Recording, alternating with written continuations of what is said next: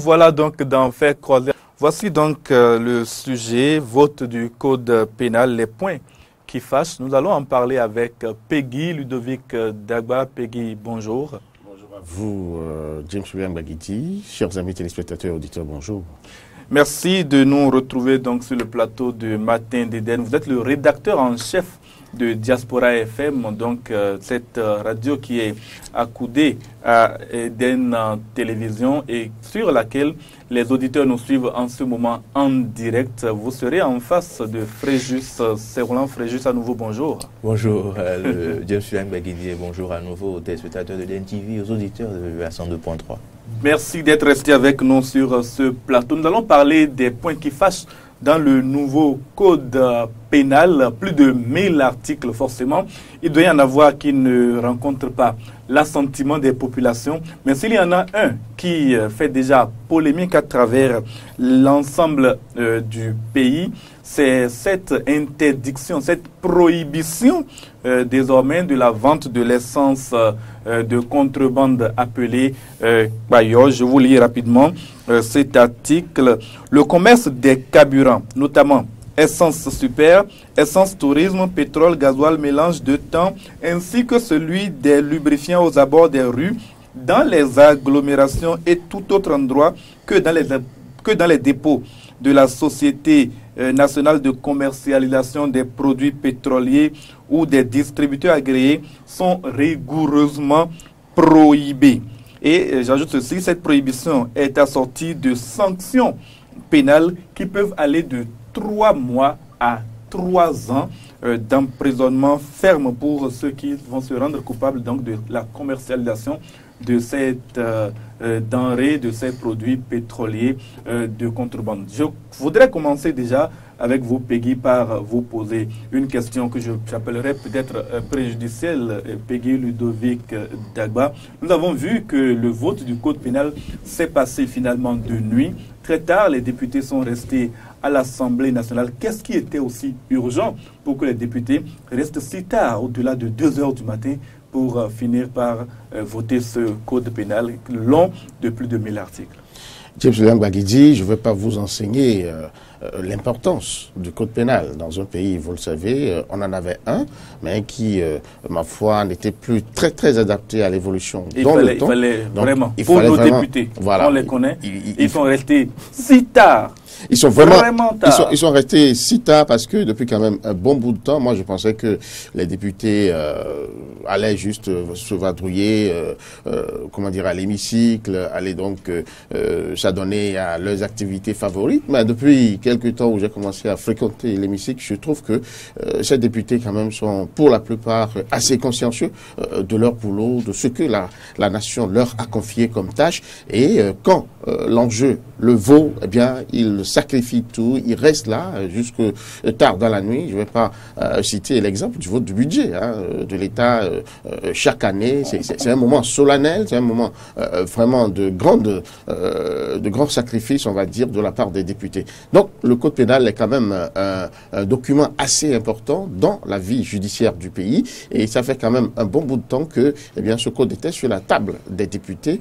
Et il le fallait forcément, il fallait vite finir, vraiment, promptement l'étude de ce code pour pouvoir le mettre à disposition. C'est le premier élément. Mais deuxième élément, puisque vous le savez, nous sommes quand même au pays et beaucoup de choses se savent, même ce qui est en dessous, c'est que, comme information que nous avons reçue, le ministre Garde des Sceaux, ministre de la Justice, Joseph Dogbenou, qui était appelé, et bien sûr, à d'autres charges, tenait quand même à ce que, eh bien, ce code puisse aboutir avant qu'il ne parte, parce que c'est pour lui quand même une question, je vais dire, d'honneur, une question importante où on saura quand même que dans son bilan, il y a quand même quelque chose de pesant qu'il a pu réaliser avant de partir. C'est ce que je me dis.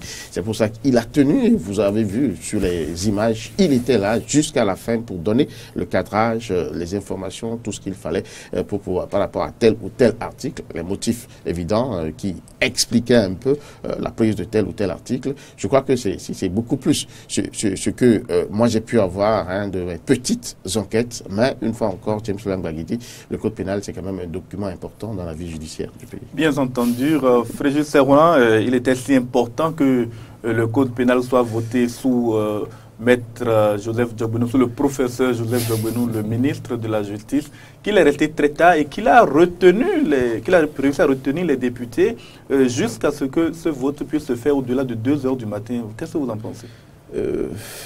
Moi, je crois que c'est un peu dommage parce que vous avez vu les images tout à l'heure. Les images lors de ce vote-là, l'Assemblée était quasiment vide. Quasiment vide. On parle on va pas dire quasiment vide, il y avait quand même. En tout cas, il n'y avait pas la moitié. Il n'y avait pas la moitié. Vous voyez, il y avait des procurations. Tous les députés ont déposé, tous ceux qui étaient absents ont dû déposer des procurations. Jusqu'à 3 heures, qu'est-ce qui était si urgent? Quelle est la situation du Bénin? C'est la question que vous avez posée. Oui, je viens. Quelle est l'urgence? Où est l'urgence? Quelle est la situation dans laquelle se trouve le Bénin pour qu'on puisse attendre pour voter un code pénal jusqu'à l'heure là? 1000 articles. Est-ce que vous êtes sûr que les représentants du peuple, ceux-là qui sont chargés de veiller aux intérêts du peuple, de veiller au grain, à l'état de droit de la démocratie, tout ça, ont eu le temps d'amender, de lire, de comprendre les 1000 articles? Je ne crois pas. D'ailleurs, ils n'étaient pas tous là. Donc, je ne crois pas que chaque député ait pu donner son avis, amender. Et d'ailleurs, de toute façon, un député qui s'absente, il est responsable. Voilà, c'est prévaloir de ses propres turpitudes. Il ne peut pas. Le député Minton peut dénoncer une politique de l'usure. On a fatigué un à un les députés. Il s'en est 3 heures. Mais il était là. Jusqu'à ce que. Oui, mais d'autres n'étaient pas là. On l'a vu. Donc, le Godric Peggy Dagba disait tout à l'heure que c'est peut-être parce que le ministre de la Justice, l'ex-ministre de la Justice, Diogbenou, tenait à ce que cela fasse partie de son bilan. Donc, tout se résume à un individu. Tout ce qui a été fait là, le code pénal, cet empressement, cette précipitation se résume à un individu. Est-ce qu'il faut le dire comme ça?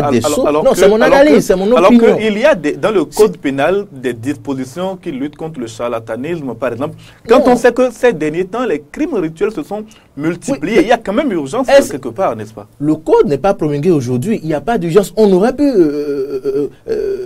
permettre aux députés et l'ensemble de se prononcer parce que c'est le code pénal, s'il vous plaît. Tout ce qui régit nos actes qui pourraient nous amener en prison, mettre en porte-à-faux avec la justice et autres là, on aurait dû prendre suffisamment le temps, analyser, débattre et autres là. Vous avez vu le doublé, Mitopé dit, on a rejeté mes amendements et autres. Quand on parle de l'article 238, par exemple, dont il est question, qui interdit les attroupements, tout attroupement non autorisé qui porte atteinte à la démocratie. Non, c'est pour vous dire qu'il y a de ces choses-là qui avaient besoin d'une large discussion, d'un consensus. Mais ce n'est pas le cas et ce que je comprends, c'est cela. Le ministre Diogbenou voulait que ça se passe sous lui avant de partir, peu importe les conséquences. Qui sont les mesures anticonstitutionnelles, les conséquences que ce code pourrait entraîner après. L'important, c'était que ça se fasse sous lui, ministre Diogbenou. Et je crois que nous devons éviter cela dans ce pays. Donnons le temps au temps, apprenons à attendre, apprenons à patienter, apprenons à faire les choses bien. Fréjus Roland, il n'est pas dit que la Cour constitutionnelle va valider déjà ce code pénal. Bien évidemment, non, cette question, moi, je me la suis posée hier. Est-ce que la Cour constitutionnelle, la Cour, peut-être Diogbenou, va déclarer contraire à la Constitution certaines dispositions du Code pilotées par un ministre Diogbenou? Je ne crois pas. Là, moi, certains ont donné leur tête à couper si souvent dans ce pays, mais moi, je la donne ma tête à présent. Que cette Cour, probablement Diogbenou, déclare anticonstitutionnelle des mesures du Code pénal pilotées par le ministre Diogbenou, on attend voir. Nous allons en parler en tout cas à d'autres occasions. Ce qui nous importe aujourd'hui également, c'est de savoir quelles sont ces dispositions, en tout cas de savoir ce qu'il y a dans cette code pénal qui fâche déjà certains Béninois. Et nous commençons bien entendu par la lutte contre le commerce de l'essence de contrebande. Peggy Ludovic Dagba, quand vous avez entendu dire que désormais la vente de l'essence Bayo sera en tout cas fera suite à des sera sanctionné par le code pénal. Quel sentiment avez-vous eu? James Gwagidi, sur cette question, je ne peux pas aller sans faire quand même un petit rappel. L'essence frelatée, vous le savez, son commerce a coûté des vies et beaucoup de vies béninoises. Cela s'entend que dans la pratique, il y a eu des incendies hein, qui vraiment ravageaient pratiquement des quartiers entiers. Il y en a un qui vient de sortir de prison, je ne veux pas citer de nom, à Porto-Novo, où un camion qui était rempli de ce liquide de malheur a embrasé tout un village, pratiquement tout un pan d'un quartier. Je suis allé sur les lieux, je suis allé voir et franchement la désolation était des plus grandes. Il y a de cela encore quelques années à Cotonou, marché d'Antokpa, et puis à la descente de l'ancien pont, je crois, du marché d'Antokpa, on a vu les dégâts de cette essence frelatée, où vraiment vous voyez des hommes totalement brûlés, même jusqu'au 3e degré. Beaucoup n'ont pas pu survivre. Quand vous voyez un peu ces choses, quand vous voyez les images qui franchement étaient vraiment choquantes pour la vue, pour les sensibilités et autres, vous vous posez 1000 questions pour vous demander vraiment est-ce qu'il faut laisser cette activité continuer d'avoir cours dans notre pays. À partir de cet instant, je crois que beaucoup s'étaient élevés dans le temps pour dire il faut vraiment arrêter ce commerce. Mais l'autre chose qu'il faut mettre en lumière, c'est quand même, comment dirais-je, le temps où l'influence de cette activité sur la vie des Béninois. Depuis que moi j'étais jeune, je connaissais cette activité, on était enfant, quand on venait à Cotonou, on voyait déjà, aux abords, les étalages et autres avec les bouteilles, les forces de l'ordre, dans le temps, ont tout fait pour pouvoir éradiquer cette activité, mais n'y sont pas arrivés. J'en veux pour preuve, le régime défunt, qui a carrément décrété la lutte contre cette essence frelatée, où il y a eu... Vous savez très bien comment le président Boni Yayi a décrété la lutte et que quelques semaines plus tard, il s'est dédié lui-même devant la foule des vendeurs d'essence de contrebande qu'il a reçu à la présidence de la République. Oui, avant, peut-être qu'il y a eu un peu de politique qui s'en est mêlée, mais sur le terrain, le constat, c'était que ça a été également âpre, cette lutte décrétée contre la vente de l'essence frelatée. Il y a eu des batailles rangées avec les corps habillés, que ce soit à Grand Popo, que ce soit à Cotonou ou dans certaines autres contrées, mais ce ne fut pas du tout facile. Et là aussi, il y a eu beaucoup de pertes en vie humaine. Et donc vous estimez que parce que l'essence de contrebande provoque des dégâts, il était important de mettre fin à sa commercialisation. Je reviens à vous. J'ai pas fini parce que je voulais quand même démontrer un peu la prévalence vraiment de cette activité qui s'est accolée à la vie des Béninois. Et la problématique ici sera comment pouvoir appliquer avec efficacité cette loi qui vient d'être votée. Parce que dans le temps, on a vu l'État n'a pas resté... On va parler, Peggy, de l'application un peu plus tard. Mais déjà... pour vous, Fréjus Serroulan, vous qui, probablement ce matin en arrivant ou hier en rentrant chez vous, avez approvisionné votre moyen de déplacement avec de l'essence de contrebande, du moins, si je ne m'abuse. Quel est votre sentiment face à cette perspective de voir disparaître le commerce du Kwayo? Il faut d'abord qu'on puisse s'entendre sur un point. Il était nécessaire, il était temps de mettre fin à ce commerce-là qui est une menace pour tout le pays, pour tout un chacun de nous. On ne sait jamais quand le malheur frappera qui, quand, où et comment. Donc il était temps vraiment de mettre fin à cela. Mais il y a d'autres questions. Vous voyez, on ne cessera jamais de le dire. Votre sentiment. C'est le sentiment. Oui. C'est le sentiment. J'ai ce sentiment qu'il y a encore précipitation. J'ai ce sentiment qu'il y a encore inconsciemment... Après plus de 60 ans de... Oui, je viens. Il y a précipitation, j'ai l'impression, le sentiment qu'il y a précipitation, j'ai l'impression et le sentiment qu'on veut encore faire le lit à la paupérisation des populations, augmenter la pauvreté et autres au sein de la... C'est le sentiment. Parce que le premier sentiment où je parle de précipitation, c'est quoi? On a eu tout ce temps, on a préparé le code, on savait ce qu'il y avait dedans. Qu'est-ce qui empêchait le gouvernement d'appeler tous ces acteurs? Parce qu'ils ont une association, je crois qu'ils se sont prononcés, tous ces acteurs, pour dire comment allons-nous organiser? Regroupez-vous en temps parce que après la promulgation du code, il n'y aura pas de pardon. Et là, on aurait su qu'il y a une organisation déjà. avec ces gens-là. Vous pensez que tout ce qui a été fait par le passé doit être multiplié par zéro, passer par perte et profit, parce qu'un nouveau gouvernement est arrivé, il faut de nouveau négocier avec les acteurs. Il faut toujours négocier. Ce ne sont pas des individus extérieurs, ce sont des citoyens de ce pays. Il faut toujours négocier. Ceux-là, ce sont des familles derrière, ils vivent de ça, et on va dire un jour, on éclate ces activités sans donner des possibilités. Mais si c'est illicite, c'est la même chose dans le cas des médicaments. Ça nourrissait des familles. Beaucoup de familles, une bonne partie de la population. Mais quand on veut y mettre fin, c'est-à-dire l'État est coupable. L'État était coupable. L'État est une continuité. Je ne refuse pas. L'État est coupable. On ne peut pas dédouaner l'État maintenant pour dire que c'est un nouveau gouvernement. L'État est une continuité. Si on est d'accord sur cela, il faut reconnaître que sur tous les points, l'État a une continuité. Sur la libération des espaces publics, l'État est coupable. C'est l'État qui percevait les impôts. Sur l'affaire des médicaments, l'État est coupable. C'est l'État qui a laissé faire. Sur la vente du commerce illicite d'essence payeur, c'est l'État qui est coupable. Et quand vous êtes coupable d'une situation, quand vous voulez y mettre fin, vous vous accordez, vous vous mettez en disposition à pouvoir mettre tout le monde d'accord, à pouvoir faire en sorte que chacun gagne. Maintenant, voilà, la situation est posée. Plusieurs familles vivent de ça. On dit on va y mettre un terme. On va les envoyer où? On va les envoyer où? En plus de ceux des médicaments qui chôment déjà, de ceux qui sont dégagés, de robots qui souffrent déjà, on va y ajouter ceux-là. Pour quelle sécurité dans le pays? Il fallait déjà appeler ceux-là, mettre une commission comme ils savent bien le faire pour préparer, pour reconvertir ceux-là, pour qu'ils puissent créer des stations, se mettre ensemble et vendre légalement l'essence. On pouvait le faire. Mais maintenant on dit, on met un terme ils vont se retrouver où? Maintenant, l'autre chose, l'essence est à combien à la pompe?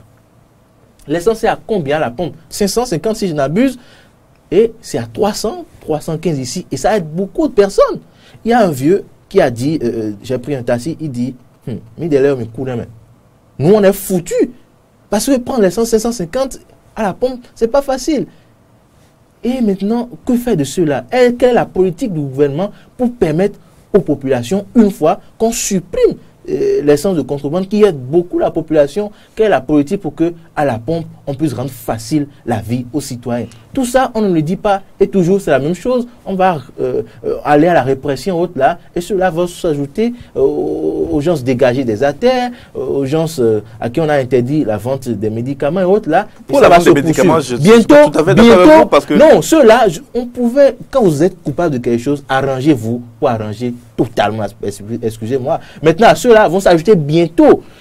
Nos bonnes dames qui vendent les sachets plastiques, quelle alternative qu'on propose à ceux-là? J'ai l'impression que sur toute la ligne, paf, on dit on interdit sans penser à une reconversion de ceux-là, alors que ce sont toujours des citoyens. Vous n'avez pas la preuve qu'il n'y a pas de reconversion possible ou de moyens qui sont... En tout cas, à ma connaissance, je n'ai pas vu le gouvernement venir mettre une commission pour dire voilà ceux-là. Parce que vous dites, vous aviez tendance ou bien, vous aviez dit plutôt que ceux-là, j'avais l'impression de croire qu'on pouvait les taper parce que c'est une marge minoritaire de la société, mais minorité plus minorité, ça donne une majorité. Là, on a fini avec les faux médicaments, les gens dégagés des artères, là c'est essence paillot, bientôt ce sera sachet, bientôt, et ce sera toute la population. Et là, quand on concentre quelque chose, ça fait boum. Donc attention à ne pas faire le boum. Alors, la dimension sociale donc de cette disposition du code pénal Peggy Ludovic Dagba, Fréjus Serrolan le disait, le gouvernement semble n'avoir rien prévu comme palliatif pour ceux qui vont être retirés de la vente de l'essence de contrebande et encore moins pour vous et moi, je suppose, en tout cas, qui consommons ce carburant de contrebande et qui nous facilite quand même la vie pour ne pas nous cacher derrière notre petit doigt. En réalité, c'est là que réside le vrai problème. Parce que au niveau social, il faudrait pouvoir vraiment penser, faire des choses pour adoucir un peu la pilule aux populations. Vous l'avez dit, c'est pas les ministres, c'est pas les DG, c'est pas les hauts perchés qui vont, aux abords des voies. C'est le plus grand nombre des populations, ceux qui ont les moyens modestes, qui vont s'approvisionner aux abords des voies. Et si ce commerce a perduré jusqu'à présent, c'est qu'il rend un service certain à la population. Et à partir de là, pour pouvoir traquer un tel commerce, moi je pense comme Fréjus Serrolan, on devrait pouvoir s'asseoir, réfléchir, s'y prendre vraiment avec précaution pour éviter que vraiment on ne puisse pas faire face à d'autres drames, parce que c'est ce qui va arriver. Ça là, moi je vous le dis, parce que j'ai vu faire et parce que je le pressens. De plus en plus, cette activité prend d'ampleur dans la vie des populations et je ne vois pas comment on pourra vraiment y mettre un terme si vraiment, pardon, on n'y réfléchit pas mûrement. On a toujours fait cette guerre à ce régime qui ne pense pas souvent aux solutions palliatives avant d'engager la lutte. Et là encore, j'espère que ce ne sera pas la même chose parce que la loi vient d'être votée, d'accord, elle sera promulguée, mais pour son application, j'espère et je crois que le gouvernement prendra vraiment les mesures qu'il faut, commencer à discuter avec eux pour voir un peu parce que le risque, comment pouvoir... Le risque, Peggy, c'est qu'on mette en prison une bonne 40% ou bien 30% de la population, parce qu'il n'existe pratiquement pas de famille où il n'y a pas un individu qui se livre vous savez que... à la vente ou à l'achat. Parce que l'achat aussi peut être est censé être pénalisé. Tout à fait. Parce que ce n'est pas, comment dirais-je, un circuit formel. Ce n'est pas un circuit formel que ce produit rentre dans le pays. Donc, c'est forcément par les frontières et autres où ils s'organisent très bien sur l'eau pour pouvoir organiser, pour pouvoir faire le transit de ce produit. Donc, forcément, tout ça là est pénalisé. Mais si on va l'appliquer vraiment dans ce sens et avec toute, comment dirais-je, toute l'essence, il y aura forcément des problèmes. Donc la solution, c'est que le gouvernement, à travers le ministère de l'Intérieur, puisse déjà appeler cette association-là, s'asseoir avec elle pour lui dire, voilà la loi, votre activité est désormais prohibée au Bénin. Mais vous êtes là, comment on peut faire pour que, à terme, dans tel délai, on ne puisse plus du tout en parler, mais pour que vous puissiez sauvegarder quand même votre gagne-pain. Y a-t-il vraiment possibilité, Fréjus Serroulan, de trouver une... Parce que dire qu'il faut s'asseoir pour trouver une solution, oui, on le dit souvent, mais y a-t-il vraiment une possibilité de trouver un consensus entre celui qui vend les centres de contrebande et l'État?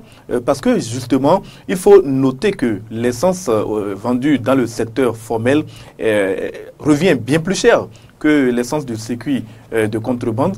Et en fin de compte, comment pouvons-nous trouver une véritable solution? Moi, avec mon petit esprit là, je ne suis pas expert de ces choses à d'hydrocarbures ou autres, mais sur le plan social, quand on appelle ceux qui sont dedans et on vous dit bientôt l'activité là va disparaître, vous êtes obligé de vous mettre en harmonie avec les tests. Donc, vous êtes obligé de coopérer.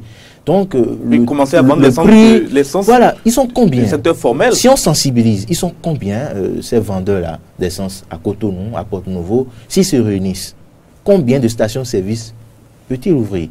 C'est une question. Et ils peuvent s'associer. Là maintenant, pour survivre, il faut qu'ils s'associent. C'est ça, pour qu'ils puissent suivre maintenant. Je ne vous arrête pas.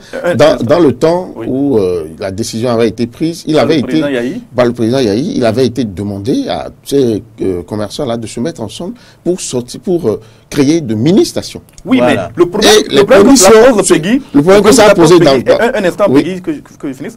Le problème que cela pose, c'est que pour la population qui s'approvisionne, le prix va nécessairement augmenter, puisque ces revendeurs aujourd'hui vont rentrer dans le secteur formel, vont pouvoir peut-être maintenir une petite marge bénéficiaire par rapport à leur vente, parce qu'ils ne seront plus dans le circuit illégal, mais pour les 11 millions de Béninois que nous sommes, il faudra désormais aller s'approvisionner dans ces nouvelles stations que ces gens-là auront créées, mais le prix ne sera plus à 315 ou à 310 francs. Quand je parlais des mesures sociales, j'ai dégagé deux aspects. J'ai parlé de ceux qui vendent et de ceux qui consomment. J'ai demandé quelle est la mesure que le gouvernement compte prendre pour que nous puissions nous aussi avoir des coûts abordables à la pompe. Donc, c'est cette question. Vous nous renvoyez à cette question. Qu'est-ce que le gouvernement compte faire? Même si le gouvernement associe cela pour qu'il puisse créer des stations-service. Il faut mieux ne plus parler de subventions. Si on doit encore en arriver là. Vous savez, dans un régime libéral, social-libéral et autres, l'État est là pour soulager ses fils. On ne parle pas de trucs là. Quand on donne les impôts, on compte avoir un retour. On compte avoir un retour, qu'on nous facilite la vie, qu'on ne nous dise pas que nous sommes dans un régime libéral, dans un régime ci et ça et ça. Qu'est-ce que l'État fait pour ses fils qui payent ses impôts? Quand vous payez vos impôts normalement, quand vous payez vos taxes, quand vous payez vous savez que les Béninois sont les champions de l'évitement de l'impôt. Et le Béninois, l'Africain, ne payera jamais sincèrement ces impôts tant qu'il ne sera pas sûr que ces impôts seront bien gérés. C'est aussi ça le problème. Vous vous imaginez, quand on paye ces impôts... Nous n'allons pas. Non, nous n'allons pas. C'est mon avis. Ce n'est pas une incitation de ne pas payer ces impôts. Non, il faut comprendre. Ce que je suis en train de dire, on a parlé d'impôts. J'ai dit quand le citoyen paie ses impôts, il attend des ressources. Maintenant, on a parlé de citoyens béninois qui ne paient pas forcément ses impôts. J'explique cette réticence par le fait qu'on a connu les scandales de corruption. Quand vous payez vos impôts, et c'est pour que deux individus puissent sauter les milliards en haut là-bas et que vous n'avez pas en retour les services que vous devez attendre. Nous devons avancer dans le débat. Allons. Vous me permettrez de dire une ou deux choses. Ce que je voulais dire par rapport à comment dirais-je, côté de cet aspect de la question par rapport au prix. Non, je pense que ceux-là qui seront admis à créer leur station ne sont pas obligés d'aligner leur prix sur ce qui se passe à la station. Obligatoirement. Non, obligatoirement. C'est ce qui est prévu. Le code pénal. Nous sommes dans la liberté de la concurrence. Oui, la loi. Moi, je sais à combien je m'approvisionne. Je sais comment je m'arrange pour que le produit puisse venir. Justement, savez-vous pourquoi le prix du produit est moins élevé au niveau des vendeurs Oui, parce qu'ils ne sont pas soumis aux mêmes charges. Non, pas du tout. Pas du tout. Ce n'est pas seulement ça. Les vendeurs... La qualité est parfois très bonne, mais ces vendeurs vont s'approvisionner au Nigeria où l'essence est subventionnée. Et ils s'approvisionnent en grande quantité au Nigeria.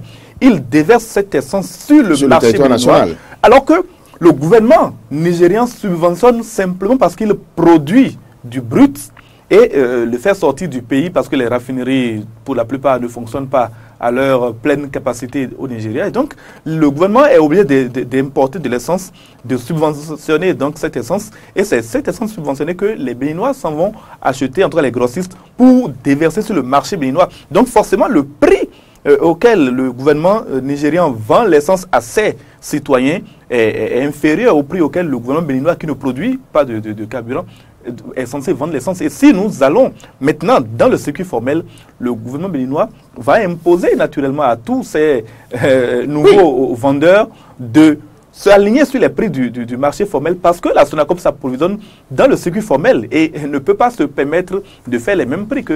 Je prends en considération tout ce que vous dites, j'en ai conscience, j'en ai connaissance. Mais je vous dis, ici, c'est de la concurrence qu'il s'agit. Et si vraiment le gouvernement entend faire ce que vous dites là, ça veut dire qu'il n'y aura vraiment personne pour aller à cette proposition.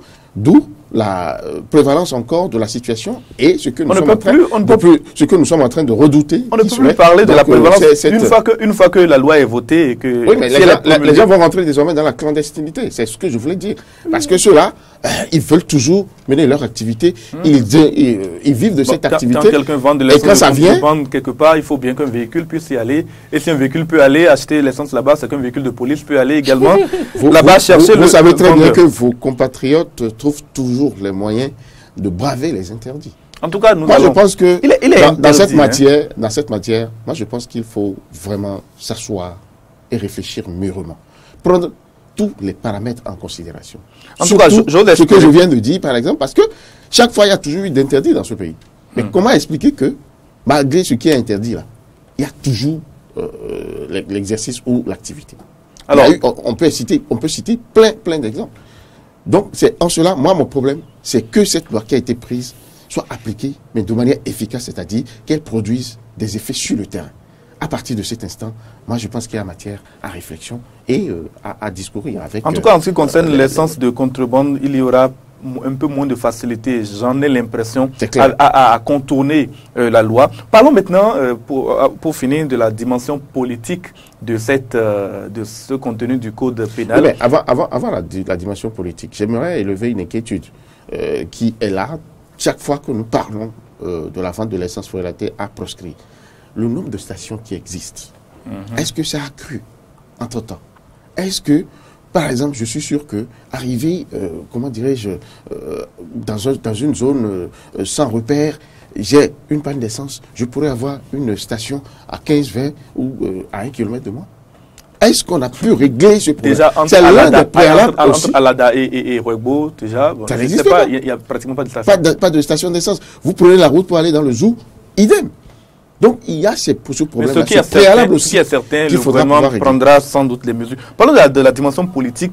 Nous sommes à la veille pratiquement d'élections législatives qui approchent. On a dit que certains députés étaient contre et qui critiquent cette loi qui vient d'être votée.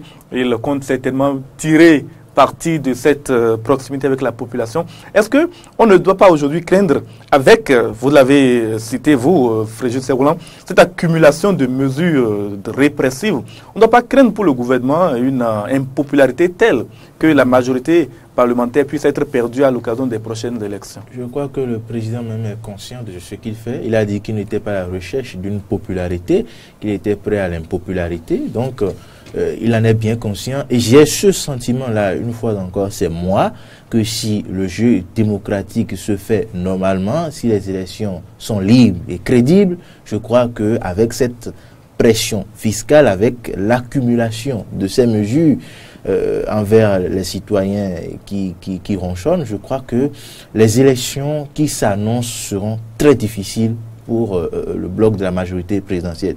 En l'absence d'instituts de sondage fiables pour corroborer ces propos, nous ne pouvons qu'attendre les élections, qui sont d'ailleurs les seuls baromètres qui puissent nous dire réellement ce qu'il en est.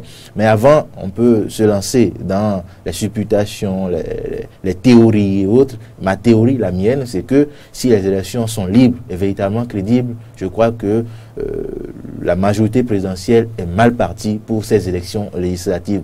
Et je doute, je me dis, est-ce que le gouvernement va promulguer le code pénal avant ou après les législatives?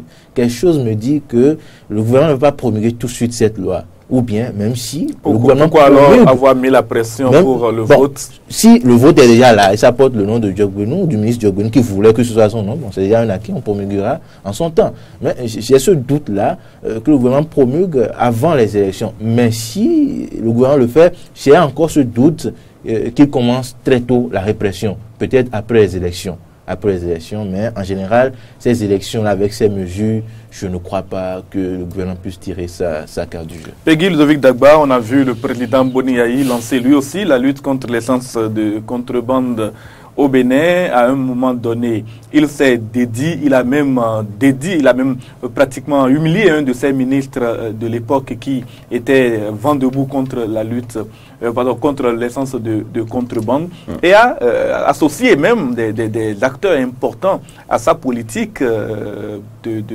gouvernementale, des acteurs importants de ce commerce. Aujourd'hui, voici un gouvernement dont le président dit et professe ne pas vouloir chercher la popularité, le président Patrice Talon.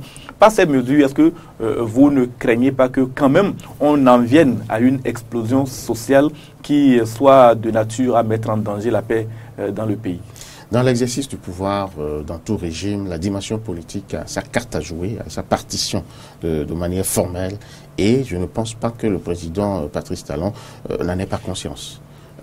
Moi, je l'ai entendu dire, lorsque vous voulez, en tout cas, renouveler votre mandat, ce n'est pas le bilan qui parle pour vous, mais c'est la manière dont vous empêchez la compétition. C'est la manière dont vous tenez les grands électeurs. Ça, il le disait en montrant ce que son prédécesseur était en train de faire. Oui, mais moi, je peux le prendre aussi dans l'autre sens, par rapport à son self-made man, par rapport à sa capacité managériale.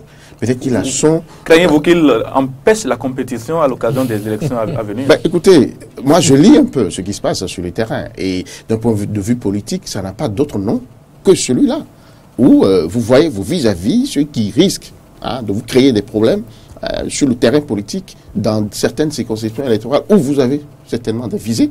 Eh bien, vous les mettez en difficulté. On ne va pas citer, on va pas revenir citer des noms ici. Vous voyez le cas à Tao, d'autres cas, des gens qui sont... Vous ne voulez pas citer les cas, vous les citez quand même. Voilà, non, c'est juste une manière de...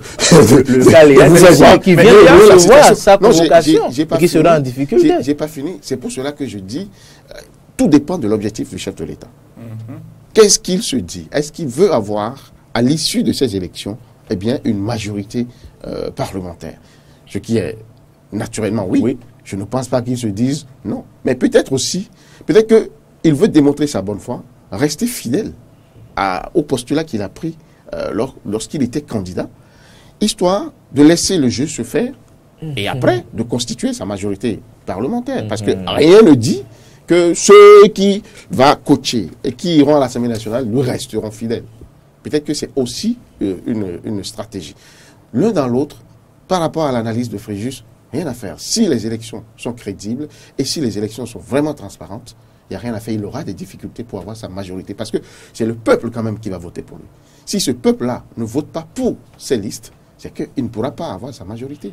Maintenant, nous sommes au Bénin. Ne peut-on pas convaincre le peuple que les décisions qui sont contenues dans ce code pénal et les autres qui ont été prises avant celle-là sont bonnes pour lui? Peut-être pas à court terme, mais à moyen et à plus long terme. Ce sont des bonnes décisions. Il faut que notre État puisse sortir de ce secteur informel et de tout ce qu'il y a comme problème. Le médicament de contrebande, il est important de mettre fin à ce commerce. L'essence frelatée, c'est important également d'y mettre fin. Au Burkina Faso, au Togo et consorts, l'essence de contrebande, ça n'existe pratiquement pas et pourtant les populations y vivent. L'autre a dit, j'ai entendu l'autre dire, l'homme qui a faim n'est pas un homme libre. Le ventre affamé n'a point d'oreille. Tout ce que vous dites, c'est beau. Mais pour vous entendre, pour vous convaincre, il faut déjà que vous puissiez écouter celui qui votre vis-à-vis. Mais si vous n'arrivez pas vraiment à pénétrer la conscience de la personne, est-ce qu'elle peut comprendre le bien fondé de ce que vous dites? Mais est-ce qu'il n'est pas temps qu'un gouvernement au Bénin impose des choix qui soient difficiles, mais des choix qui soient utiles pour le développement de l'État? Je l'ai dit à l'entame, nous devons pouvoir nous mettre d'accord sur cela, qu'il était temps. Nous pouvons nous mettre d'accord sur ça. Maintenant, si on se met d'accord, nous devons aussi être d'accord sur le fait qu'il faut des mesures d'accompagnement. Parce que nous sommes tous citoyens de cette République-là. Il faut des mesures pour accompagner ces restrictions et autres-là. C'est tout ce qu'on dit. Et il faut aussi l'humilité. Parfois, vous avez l'impression que ceux qui sont en face ont la science infuse, vous l'imposent, et il n'y a pas de discussion à l'arrière. Il y a... l'humilité n'y est pas toujours. Et ça, là aussi, ça frustre. Parce que nous sommes béninois, nous connaissons. Quand on te retire quelque chose, il faut pouvoir te donner les bons mots pour te rassurer. Mais de toute façon, vous avez vu, il y a une certaine arrogance, si je peux le dire, en certaines mesures. Et quand vous prenez, parce que tout est lié, permettez-moi cette digression. Quand vous allez sur le net aujourd'hui, sur Facebook, sur WhatsApp, il y a des personnes, il y a des checkpoints, si je peux le dire ainsi. Si vous mettez dans une posture pour critiquer les actions qui sont menées, les réformes, il y a ces checkpoints là avec ces soldats qui sont prêts à vous tirer dessus. Dans les minutes qui suivent, on sort un dossier sur vous, on vous tire avec une certaine arrogance. Et ça aussi, ça frustre la population. Et pour ceux qui ne devaient pas relever de la contestation, de l'affrontement, on met le citoyen dans cette posture-là. Et c'est ce citoyen qui dit, ok, vous le dites, c'est vous. On verra aux élections. Alors que celui-même à qui on a chargé, on a donné une mission de défendre le gouvernement, n'est pas le premier qui va recevoir les conséquences, là, avec son fonds. Un individu qu'on recrute parfois, peut-être, pour 50 000, 60 000, on ne sait pas, pour défendre lui, au lieu de lui donner les bons mots, de lui donner les bons arguments, il vient frustrer tout le monde, il vient insulter tout le monde, et ce pourquoi on ne doit pas se fâcher, les gens se fâchent et sont dans cette posture-là aujourd'hui. Précises sur combien... Non, je dis peut-être, je ne dis pas qu'on paye quelqu'un. Vous savez, il faut se mettre à la disposition aujourd'hui pour ne pas facilement aller de l'autre côté. Hein. Ah oui. Eden TV ne tient pas à être sanctionné par la haute autorité de l'audiovisuel et de la communication. En tout cas, je vous remercie d'avoir participé à ces échanges. Nous aurions pu parler également d'autres dispositions. Il y en a beaucoup qui fâchent. Nous allons revenir dessus. La restriction des manifestations publiques, par exemple. Nous allons y revenir avec d'autres invités. C'est plus de 1000 articles. On a parlé de la pénalisation de la bigamie et d'autres choses dans le code pénal. La pratique du charlatanisme avec les crimes rituels qui se sont multipliés au Bénin ces derniers temps. Ce sont des sujets que nous allons aborder dans d'autres numéros de Faits croisés dès la semaine prochaine, ou peut-être même dès demain avec Loris Freddy Davos sur ce plateau. En ce moment-là, nous allons peut-être voir d'autres aspects à également étudier. Je vous remercie donc, Peggy Ludovic Dagba. Vous êtes le rédacteur en chef de la radio Diaspora FM, la radio sœur de Eden Télévision, dont je remercie bien entendu les auditeurs d'avoir suivi ce numéro de Fer Croisé. Et vous, Fréjus Serroulan, vous êtes rédacteur et journaliste à Eden Télévision, l'un des plus compétents de la maison, je tiens à le préciser. Merci d'avoir participé à ces échanges.